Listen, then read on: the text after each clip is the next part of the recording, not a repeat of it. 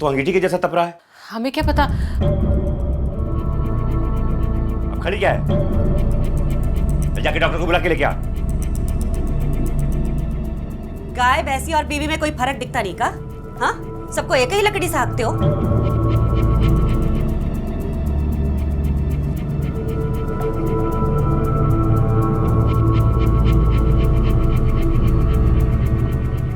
क्या जरूरत थी मियाँ बीवी के झगड़े में छलांग लगाने की? तो गलत होता हुआ देखकर सूरदास बन जाए, है ना? अरे अगर वो मियाँ बीवी है तो हम का बगल वाली रमैया चाची की फुलवा मौसी है, सगी भाभी है। और अगर अपने देवर को टोक दिया तो क्या हुआ? अच्छे देवर ही लगता है बस।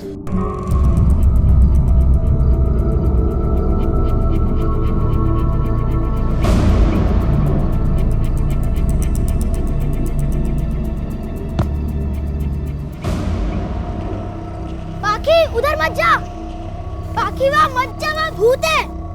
पाखी वहाँ पर मत जा, वहाँ भूत है। पाखी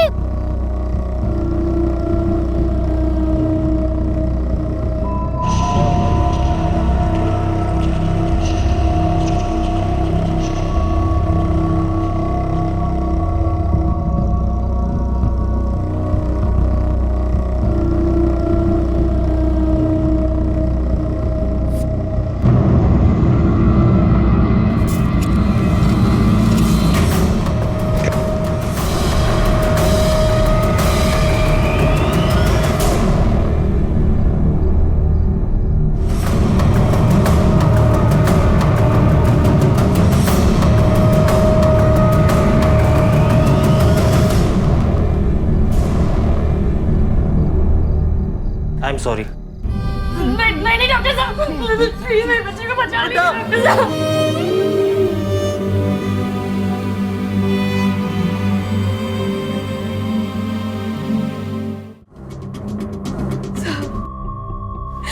बचपन से वो वैसे भी बहुत दुख झेल रही थी। जब से पैदा हुई तब से बीमार थी। आपकी बच्ची को ल्यूकेमिया हो गया है, पर शहर के बड़े हॉस्पिटल में दिखाएंगे ना तो आपकी बच्ची बच सकती है। और आज कई दिन बाद वो खेलने निकली थी। बाबा बाबा देखना। हाँ पाखी देखो, भागना नहीं है और कूदना भी नहीं है। याद है ना डॉक्टर ने क्या कहा है? हाँ, सुई लगेगी फिर से। वापस लौट कर नहीं आई तो हमने बाहर जाकर देखा, हमें नहीं दिखी। फिर हम कुएं के पास गए, कुएं के पास देखा तो हाँ साहब, पता तो हमें कुएं पे ही चल गया था कि पूरी ठंडी पड़ गई थी साहब। पता नहीं कैसे गिरी, क्या हुआ कुछ पता नहीं है साहब। बाकी उससे गिरने का तो कोई सवाल ही पैदा नहीं होता। ये जरूर कोई हरकत हो गया उसके साथ। तो आपका कहना यह है कि किसी ने जबरदस्ती उसे धक्का दिया कुएं में? बिल्कुल मैडम जी, हमारे घर में छोटे छोटे बाल बच्चे, इसलिए हम कुआं को ढकवा दिए थे। ये नन्ही सी बच्ची उसको खोल नहीं सकती तो गिरने का तो सवाल ही नहीं आता। लेकिन फिर इतनी छोटी बच्चे के साथ ये सब कौन करेगा?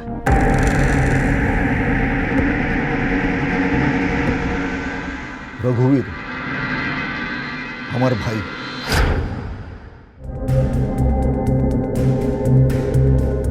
मैडम, हमारी शादी थोड़ा देर से हुई थी। मेरा बेटा और पाखी लगभग दोनों एक ही उम्र के थे। ऐसे में हम पाखी को मारना, कुछ भी पूछने से पहले आपको सोचना चाहिए मैडम। मैम, सालों से जमीनों को लेकर झगड़ा चल रहा है इन दोनों भाइयों के बीच में। एक दूसरे के खिलाफ कई सिविल केस भी फाइल करके रखे इन दोनों ने। लेकिन ये इन सब के बीच में जैनिश की बेटी कहाँ से आ गई? ये जैनिश गिरधर का बेटा है क्या? नहीं मैम, गिरधर का बेटा तो लंदन पढ़ता है। जैनिश गिरधर के दूर के रिश्ते का चचेरा भाई है और गिरधर के ज़्यादा करीब भी। गिरधर ने अपने खेतों का कुछ हिस्सा जैनिश को भी दिया है। मैम, आशा ने अपने बयान में बताया था कि बच्ची के साथ रघुवीर का बेटा कप्पू खेल रहा था। हो सकता है उसे कुछ पता हो। बेटा आप मुझे बताओ, और कोई था वहां पर? आपने देखा किसी को? वो भूत था वहाँ। मैंने पाखी को कहा था वहाँ मत जा, लेकिन उसने मेरी बात नहीं मानी। तो तुम्हारा कहना है कि उस कुएं में भूत रहता है? पता नहीं कुछ दिनों से इसे क्या हो गया है, बहुत डरने लगा है ये। इसे ऐसा लगता है कि कुएं के पास भूत है।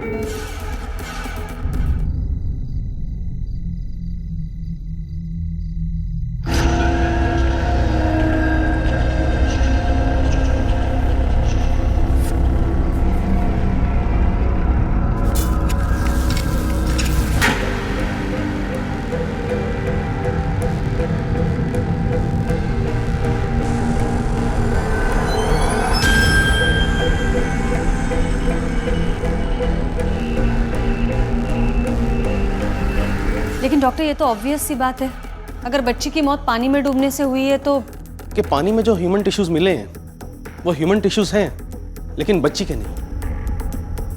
नहीं समझा नहीं, आप क्या कहना चाहते हैं? देखिए, मुझे ऐसा लगता है कि जिस कुएं में डूबने से बच्ची की मौत हुई थी उसमें पहले से ही वो ह्यूमन टिश्यूज मौजूद थे जो पानी के साथ उसके लंग्स और स्टमक में चले गए।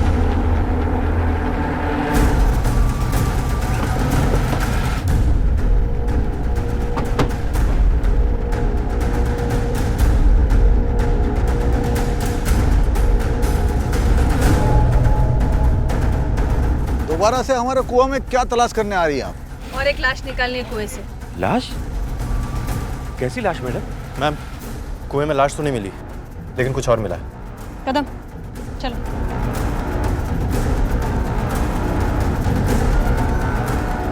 ये तो सिर्फ पत्थर है। मैम, ये सिर्फ पत्थर नहीं बल्कि भारी पत्थर है। शायद ये कुएं में इसीलिए डाली गई हुई ताकि लाश को ऊपर आने से रोक सके, लेकिन कुएं में कोई लाश नहीं है मैडम। हो सकता है रही हो, पिछले घटना के बाद शायद हमारे हाथ ना लग जाए इसलिए कहीं ठिकाने लगा दी गई हो। यादव, एक काम करो, ये कुएं के पानी का सैंपल लैब भेजो। ठीक है मैम। हो सकता है कि उस बच्ची पाखी ने किसी तरह से कुएं में लाश देख ली और इसी राज के खुलने के डर से कातिल ने उसे कुएं में धक्का दे दिया, वरना और दूसरा क्या मोटिव हो सकता है उस बच्ची को मारने का? लेकिन हमारे लिए ये जानना बहुत जरूरी है यादव कि वो लाश थी किसकी और कुएं से निकाली किसने। जब तुम कुएं में कूदे तो कुआं खुला था या बंद था? खुला था मैडम। और क्या क्या देखा तुमने कुएं के अंदर? बहुत अंधेरा था साहब। हमारा दिमाग, हमारी आंखें तो हमारी बच्ची पर लगी हुई थी। अगर कुछ होगा भी भीतर तो साहब ध्यान नहीं रहा हमारा। यादव, जैनिश को पाखी की बॉडी 10:30 बजे मिलती है, उसके बाद वो लोग उसे हॉस्पिटल लेकर जाते हैं। मुझे बताओ, हम लोग वहाँ कब पहुँचे थे? मैम, क्राइम सीन पर हम लोग अगले दिन सुबह 9:30 बजे के आसपास पहुंचे थे, क्योंकि पूरी रात तो पंचनामे और बाकी की कार्रवाई में निकल गई थी। इसका मतलब है एक रात गई है। यादव, इस एक रात में बॉडी को कुएं से निकालकर ठिकाने लगाना बहुत आसान है। सुबह से कुछ नहीं खाया तुमने, भूख नहीं लगी? पाके की याद आ रही है? मैं खिलाती हूँ तुम्हें।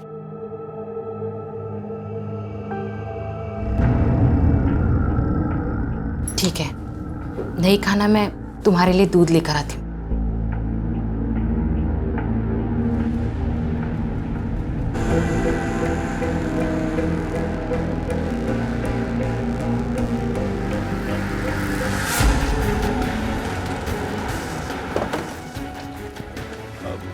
मैम, हम यहाँ हॉस्पिटल क्यों आए हैं? हमें तो उसे ढूंढना चाहिए जिसने लाश को ठिकाने लगाई होगी। उसे ढूंढने आए हैं।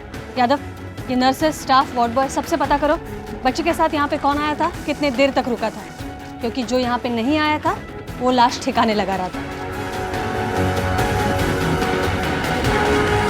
यादव, ये जैनिश की पत्नी, गिरधर और गिरधर की पत्नी, ये चारों लोग लेकर आए थे बच्ची को, लेकिन किसी का टाइमलाइन क्लियर नहीं है। पूरी रात अंदर बाहर कर रहे थे। मैम, काफ़ी भागदौड़ भी तो थी। हमारी कार्यवाही, हॉस्पिटल की फॉर्मेलिटीज़, अंतिम संस्कार की तैयारी, रिश्तेदारों को खबर करना, किसी पर क्लियर शक नहीं कर सकते सिवाय रघुवीर, उसकी पत्नी और उस घर का नौकर जो पूरी रात घर पर थे। हमारी एक ही बिटिया है, हम वो बिटिया की कसम खा के कहते हैं मैडम कि हम निर्दोष हैं।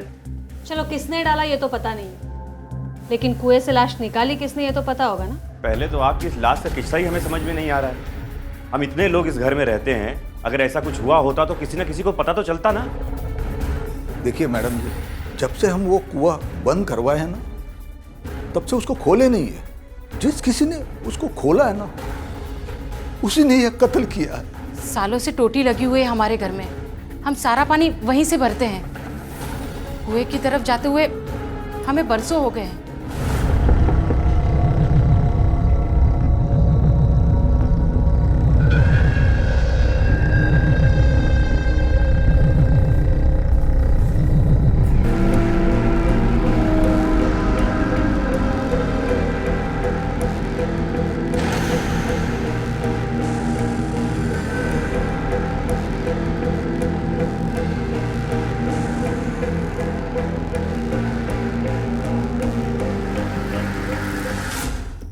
मैम,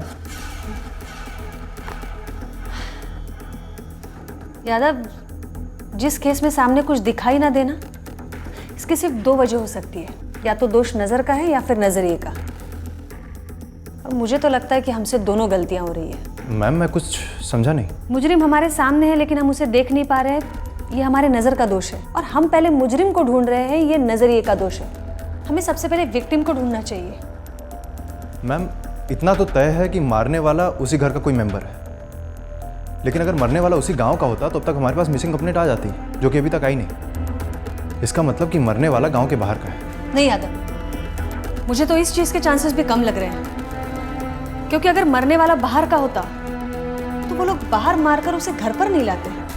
बाहर तो हज़ारों जगह हैं जहां उसे छिपाया जा सकता है। इस सूरत में तो एक ही बात नज़र आ रही है कि मारने वाले की तरह मरने वाला भी उसी घर का है। ये गिरधर का बेटा।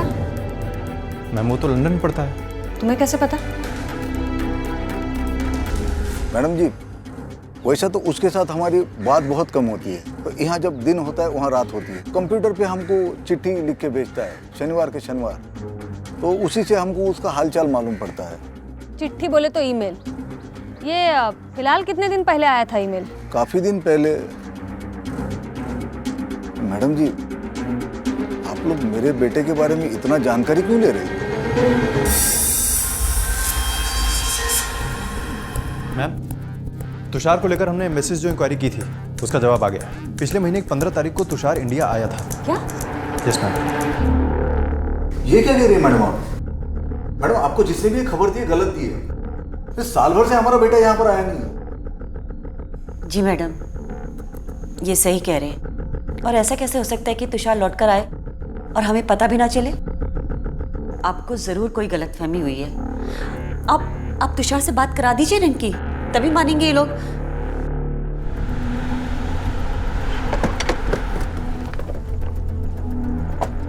मैम तुषार का फोन पिछले 1 महीने से बंद है। उसके क्रेडिट कार्ड के डिटेल्स के मुताबिक वो अपने गांव भी आया था, लेकिन वो अपने घर नहीं बल्कि इस गेस्ट हाउस में रुका था।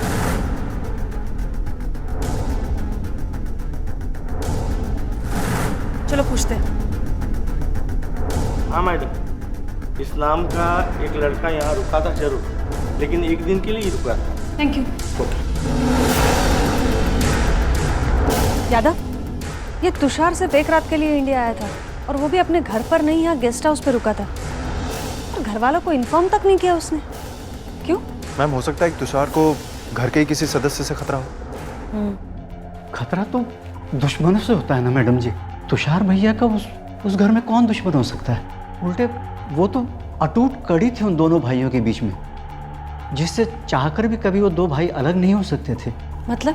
बरसों पुरानी बात है मैडम, जब दोनों भैया जी का ब्याह नहीं हुआ था, तब आज जो बड़े भैया जी की पत्नी है ना, उन्हें छोटे भैया जी बहुत चाहते थे।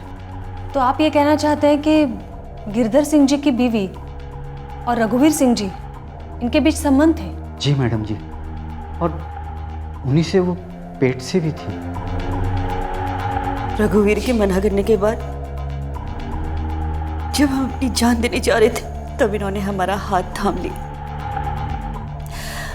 हमारी कोख में पल रहे तुषार को अपना नाम दिया, उसे इतना प्यार दिया जैसे कि वो उनका खुद का बेटा हो।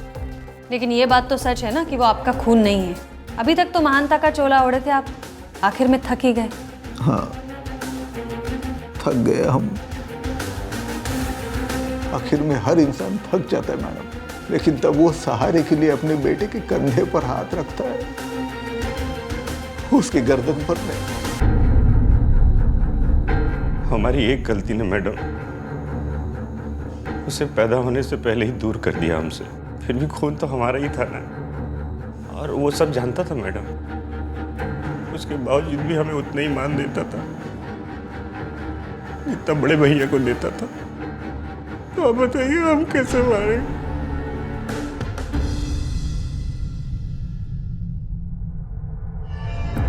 यादव, ये तुषार इंडिया आया, लेकिन ना तो वो अपने घर गया और ना ही उसने किसी को कांटेक्ट करने की कोशिश की।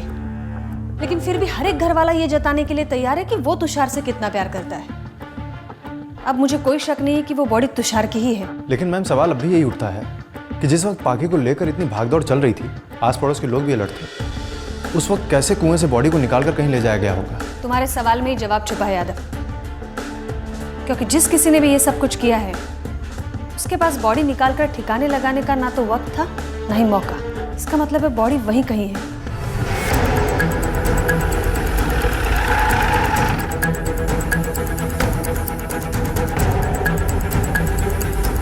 मैडम जी, ये क्या तरीका है? हम आपको बोल रहे हैं कि हम इस घर का एक एक इंच छान मारो। तुम लोग अंदर जाओ, तुम लोग पीछे तलाश करो। अरे ये कहाँ भेज रही हैं आप लोगों को? देखिए देखिए, ये मनमानी है। बिना वारंट के ये सब करना आपको महंगा भी पड़ सकता है। यादव चलो। Madam madam madam madam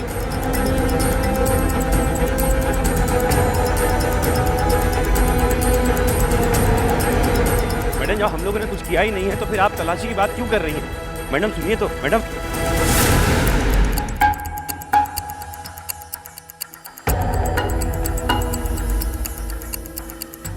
Yadav, yes ma'am. ये अभी खुदा है, इसे फिर से खुदवाओ और फैमिली मेंबर्स को अंदर रोकने के लिए बोलो। ठीक है मैम, चलिए। मैडम लेकिन मेरी बात सुनिए। चलिए चलिए। ये क्या- सुनिए मैडम।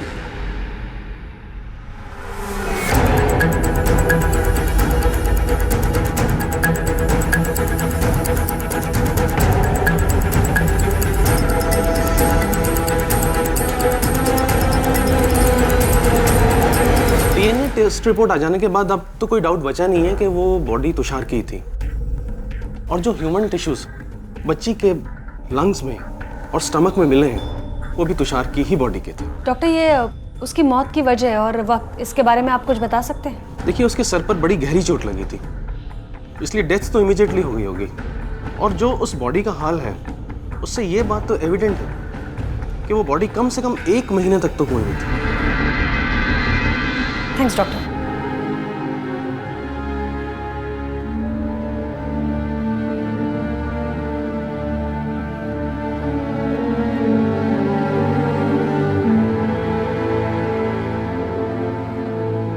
उसने तुमसे कभी कुछ कहा था?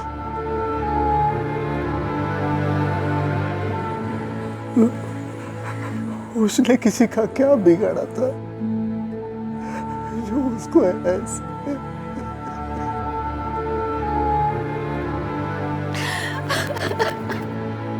रघुवीर या फिर गिरधर, तुषार का कातिल इन दोनों बापों में से ही कोई एक है। यादव, ये तुषार के कॉल रिकॉर्ड्स चेक कराओ और मेल भी, और घर वालों के सबके। हमारे लिए जानना बहुत जरूरी है कि तुषार के सबसे करीब कौन था और कितने करीब था। अरे, हमको जब बाबा बाबा करके बुलाता था तो सांप लौट जाते थे तेरे सीने पर। नहीं मारा होगा उसे, तू नहीं मारा है। डर आपको था कि कहीं मैं अपने अपनी बाप के पास लौट करना आ जाए मेरा बेटा। आपने मारा है मेरे बेटे को, आप भी बचेंगे नहीं। छोड़िए मुझे। हाँ। ये क्या कर रहे हैं आप लोग? छोड़िए ना, जेल जाएंगे क्या आप लोग? क्या कर रहे हैं आप लोग? चलिए आप यहाँ से।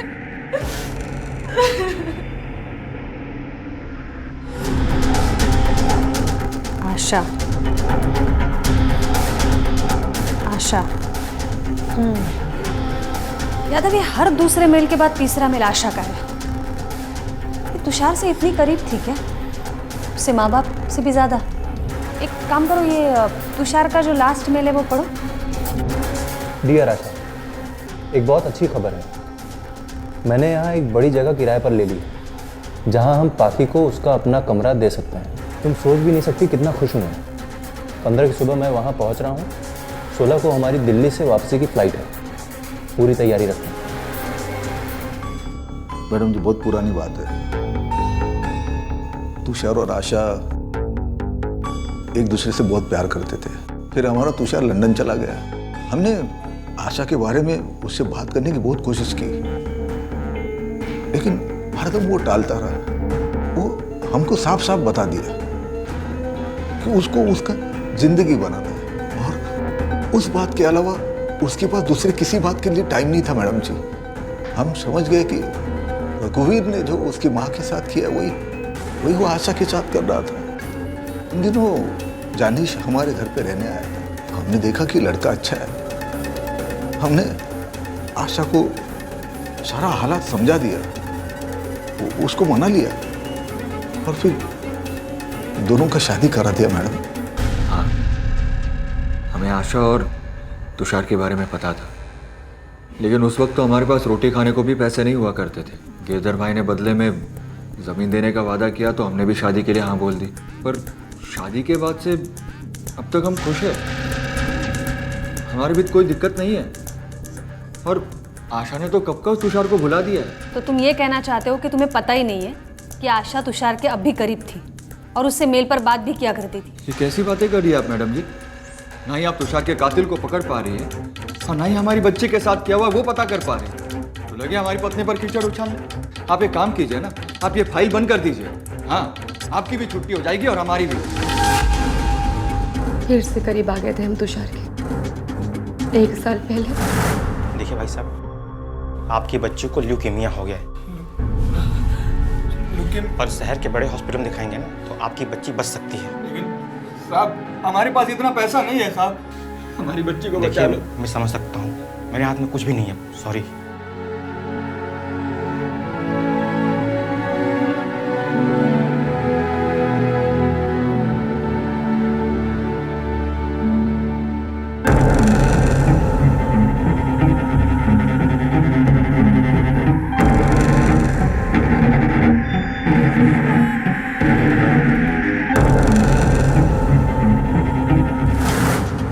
लेकिन इस बार तुषार सिर्फ हमारा दोस्त था, सिर्फ एक दोस्त और कुछ नहीं। उसके मेल पढ़कर तो ऐसा लग रहा है मैडम कि आपका प्यार फिर से जाग उठा। उसने तो आपको और आपकी बेटी को अपनाने तक की बात कही है।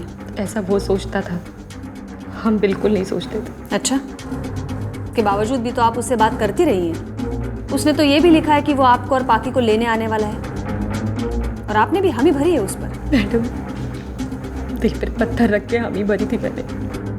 मुझे लगा तुषार पाकी को विदेश ले जाएगा, उसका इलाज करवाएगा तो पाकी बच जाएगी, पर इसके अलावा मेरे मन में कुछ भी नहीं था। मैं सच कह रही हूँ मैडम। उसने कहा कि वो आएगा और वो आ गया।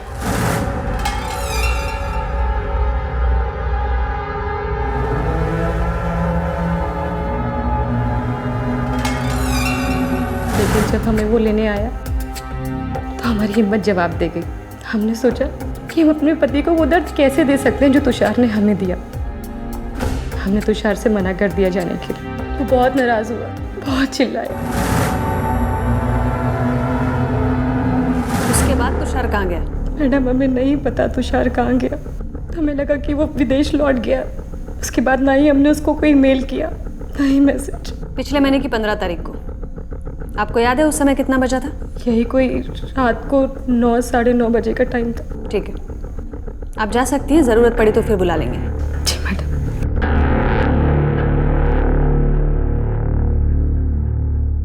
यादव, अगर ये आशा सच बोल रही है तो इसका मतलब है 15 तारीख को 9:30 बजे तक तुषार हवेली में था। Yes ma'am. अब हमें ये पता लगाना है कि ये जैनिश को तुषार और आशा के बारे में क्या क्या पता है, और अगर जैनिश को इनके बारे में सब कुछ पता है तो जैनिश के पास तो स्ट्रॉन्ग मोटिव है कत्ल करने का।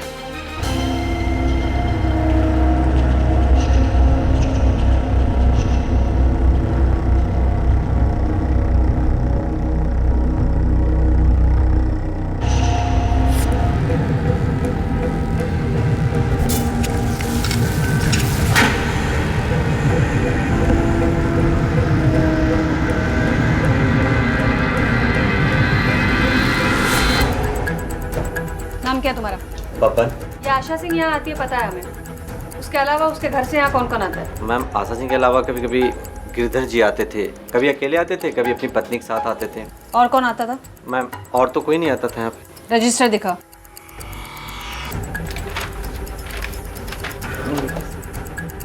मैम, ये देखिए, पिछले महीने की 7 तारीख को शाम को 6:30 बजे आशा सिंह, पीसी नंबर 4, और उसी शाम को 7:30 बजे जैनिश सिंह, वो भी पीसी नंबर 4। इसका मतलब है जैनिश को आशा और तुषार के बातचीत के बारे में सब कुछ पता चलता था, लेकिन कैसे? आशा ने अपना मेल पासवर्ड तो कभी उसको दिया नहीं होगा।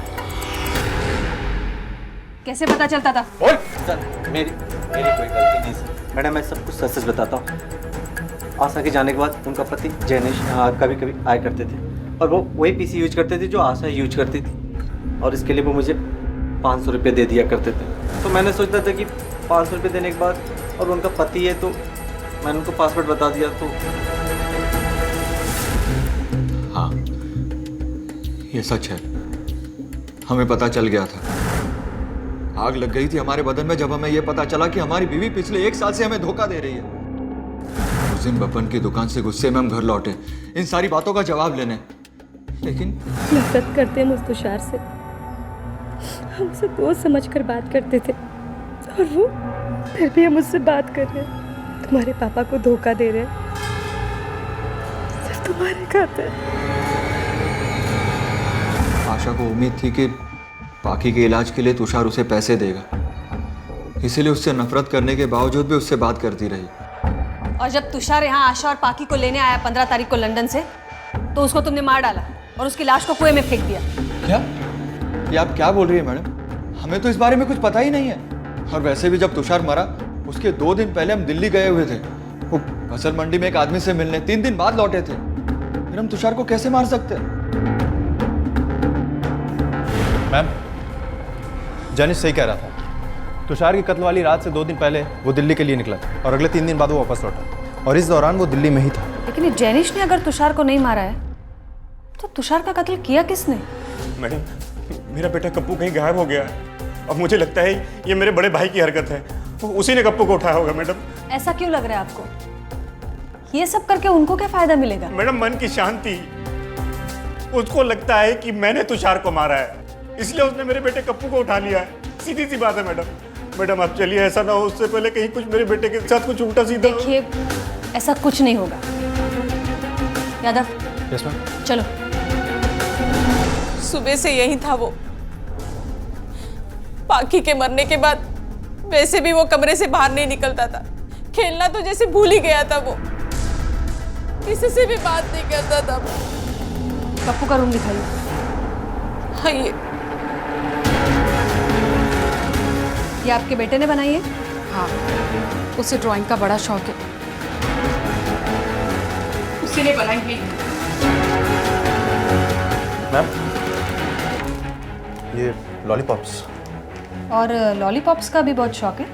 नहीं नहीं, इतनी सारी लॉलीपॉप ना मैंने दिलवाई है और ना ही उसके बाबा ने। उसे ये पसंद है, लेकिन कभी कभार ही हम लोग देते थे।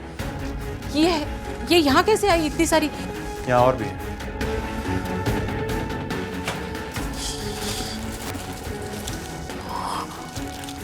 इतनी सारी? नहीं मैडम, हमें नहीं पता इतनी सारी लॉलीपॉप कहाँ से आई। ये माँ बाप ने नहीं दिलवाई तो इतनी सारी लॉलीपॉप उसको दिलवाई किसने? यादव, ये आसपास की दुकानों में पता करो, ये ब्रांड की सबसे ज्यादा लॉलीपॉप खरीदी किसने? ठीक है मैम।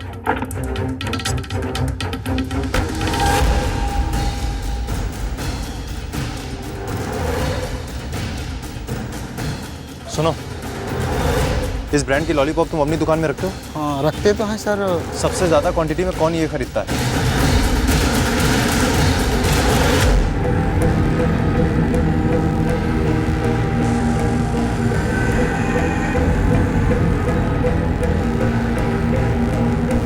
शोनी, तुझे भूख लगी है ना? तेरे लिए खाना लेकर आई हूँ, वो भी तेरी मनपसंद का।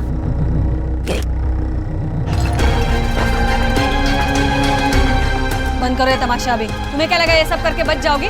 पकड़ो इसे। कुएं वाली भूत, कुएं वाली भूत, बरोबर बेटा। कुएं वाली भूत। तो आप है वो कुएं वाला भूत। क्यों उठाया था कप्पू को आपने?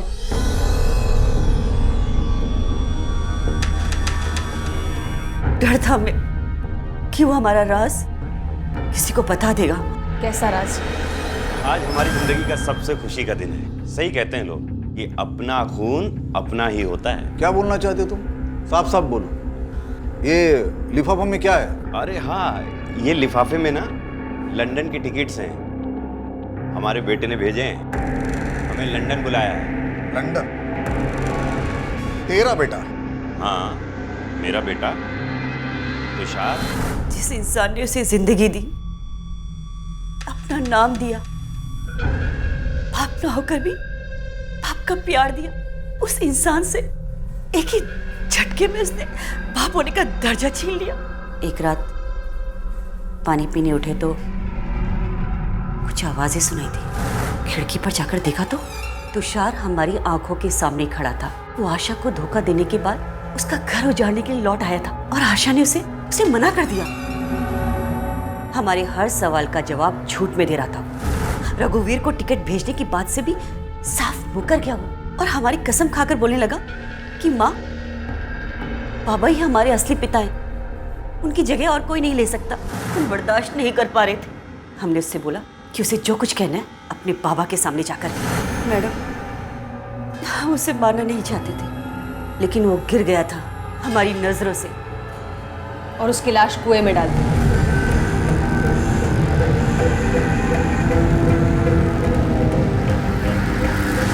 तुषार को कुएं में ढकेलना और उसके बाद उसकी लाश को निकालकर दफनाना, ये अकेले का काम तो हो नहीं सकता। आपको किसने मदद की थी इसमें?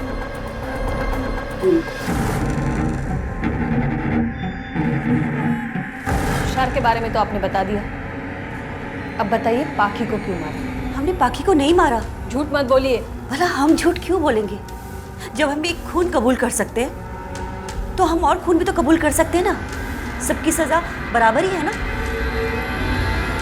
मैडम, मुझे नहीं पता था कि मेरी छोटी सी गलती की वजह से भाभी इतना बड़ा कदम उठा लेंगी। असल में मैंने खाली भैया को जलाने के लिए वो एयर टिकट वाली बात की थी। हमें तुषार ने कोई एयर टिकट नहीं भेजे थे। पापा, हमारी बॉल कुएं के पास चली गई, ला दो ना, हमें डर लगता है। अरे बेटा, अब डरने की क्या बात है? अब तो कुएं वाले भूत को पुलिस आंटी ने पकड़ लिया है ना। लेकिन दूसरा भूत तो वहाँ होगा ना। दूसरा भूत? बेटा, कोई भूत ऊत नहीं होता है। ये दूसरा भूत कौन है जिसने तुम्हें उठाकर लेके गया था या लॉलीपॉप दिया था? वैसा ही है ये? नहीं, ये भूत तो आदमी भूत था। आदमी भूत? और ये कब देखा था तुमने? उस दिन जब मैं और पाखी बाहर खेल रहे थे तब। ये सब उसी इंसान ने किया होगा जिससे पाखी के जिंदगी से कुछ नुकसान होता होगा। आपको किसी पर कोई शक है? शक के बिना पर सोचने जाऊं तो लगता है सही सोच रही हूँ। बस साबित करना जरूरी है।